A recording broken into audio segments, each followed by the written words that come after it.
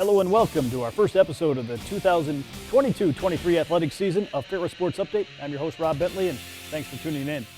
On today's show, we'll talk Bulldog football after the season opener for the Ferris State Bulldogs this past Thursday night in Big Rapids. We'll also check in with Bulldog soccer as they played their first two home contests and look at the return to athletics with our athletics communications associate, Harrison Watt. We'll start first, though, with Bulldog football and joined by defensive coordinator Ryan Hodges. Coach, welcome to the show.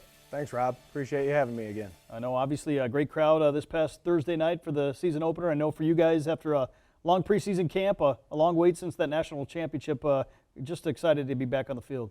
Absolutely. It was surprised how fast it got here, and the guys have been wanting to play. They're hungry for more, so it was a lot of fun just to see guys who've put in a lot of work just put it in action. Maybe talk about that commitment that they put in from the day you got back from the national championship to getting ready for preseason camp, and how much time some of those guys put in. I mean, right away it seemed like guys just wanted to, be fully invested to try to, go back at it. And when you're a competitor like our guys are, they love to compete. It doesn't matter how many games you've won.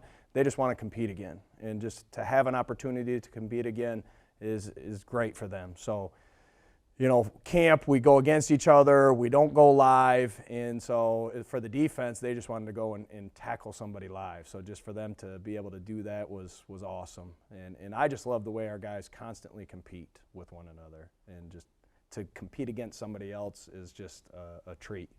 As we go to some of the highlights, we'll start first. I know the guys excited about the new uniforms, all black uniforms that the Bulldogs were able to break out. Yeah, they were so excited. I mean, the DBs were out, I think, like maybe 10 minutes early for the game. So, and that's a rarity there. They're hard workers, but they like looking good. And with the black unis, I know they wanted to really look good, so they were out there early.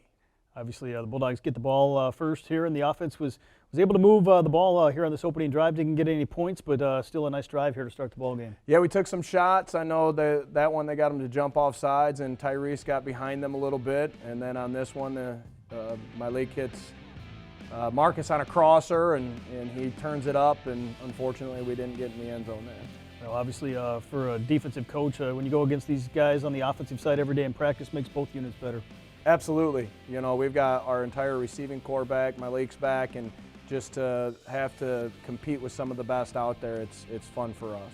Obviously, a big catch right there from Xavier Wade off the deflection, and take an early lead here at 7-3.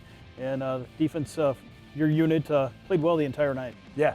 Yep, and our kickoff team played well too. Okay, this is just our first kickoff, and we held them inside the 25 a lot.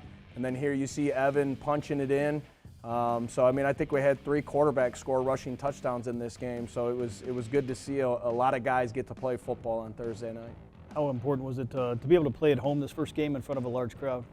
I love having a home opener as opposed to one on the road. There's just so many things that go on behind the scenes that have to get done leading up to game one, and I'm involved in a good piece of that. So for me, just having the ease of being at home in that first game is huge.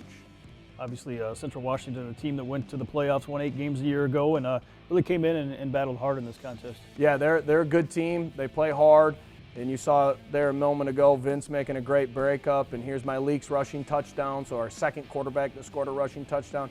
And they came here to try to win the game. Central Washington did, and they were in the playoffs last year, so we knew they would be a tough opponent. Obviously, penalties at times hurt the Bulldogs, but on a positive note, you played a lot of guys in this contest. We played a lot of guys, and defensively we played very aggressive. We had guys, sometimes too aggressive, but we were attacking them, and that's the way we like to play. We like to be in your face.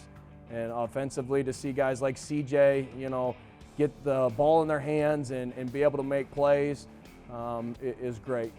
Obviously, here in the contest, making some big plays here as well, and able to play a lot of guys, and really able to kind of hold on and maintain that lead here going down the stretch. Yeah, it was close at halftime. We kind of had a demeanor last year where, towards the end of the season, we really dominated in the first half. So it was a little different for our guys, and I thought we responded well in the second half. I thought we grinded it out and finished strong, to the point where we took control of the game when it got towards the end of the game. Carson Volker scoring his first touchdown as a Bulldog, and a lot of young guys that saw their first action in a Ferris State uniform. Yeah, a lot of young guys and a lot of old guys that saw their first action in a Ferris uniform. So it was good to see some guys who haven't played football in a while to get a chance to go out there and really compete again. Obviously, some key guys returning. Caleb Murphy with the sack right there, named the GLIAC Defensive Player of the Week. Malik Mitchell named the GLIAC Offensive Player of the Week, and still some veteran leaders coming back from last season. Absolutely. We got some in the secondary. Our defensive ends are pretty veteran. Jordan Jones has been on the team for a while. Major's a younger guy. This is only his second year playing with us, but he played a lot of football last year. So we've got a good mix of guys who haven't played for us ever and guys who have played a decent amount. So I think that does a lot for your team. It brings the young guys along, and they're the future leaders of the program. You see the Bulldogs go to victory formation, get the win to start the season 1-0, and that's the most important stat on the sheet, starting off with a victory. Absolutely. You can't be more than 1-0 after the first game, so it's good to come out with the win, no matter how it looks, and you can build on it and you can grow. And it wasn't a win where we think we've arrived, and this team, I think, is at that point where we never feel like we've arrived. So we always want to get better. We always want to strive to be the best that we can be. Like from a defensive perspective, I don't like the fact that they scored any points, but that's the way I am as a defensive coach. So we're going to work hard to try to keep people out of the end zone and, not rely on our offense to lead us. We want to be the leaders of the team.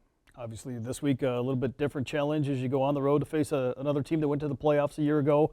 Long road trip to Hickory, North Carolina to face Lenoir-Rhyne. Yeah, Lenoir-Rhyne's a good team. They've been in the playoffs.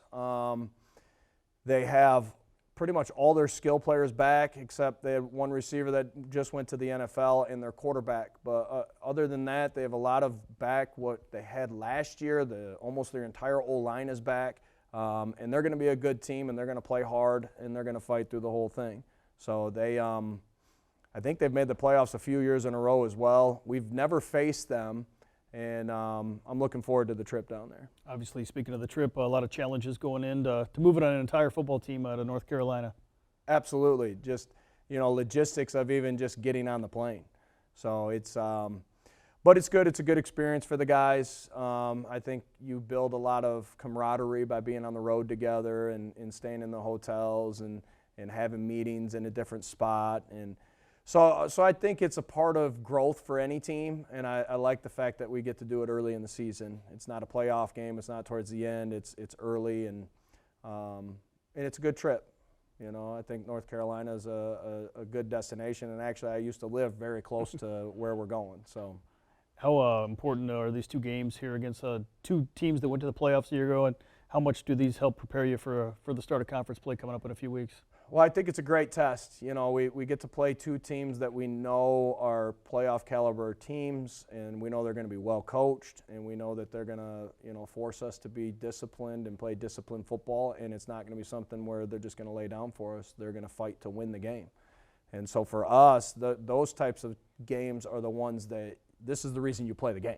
You don't want to play games that are easy. You want to play games that are going to challenge you, and I feel fortunate that we're able to schedule these two opponents. Well, Coach, thanks for the time. Congrats on the win, and safe travels. Best of luck this weekend. Thanks, Rob. Appreciate it. We'll be back with more Ferris Sports Update right after this.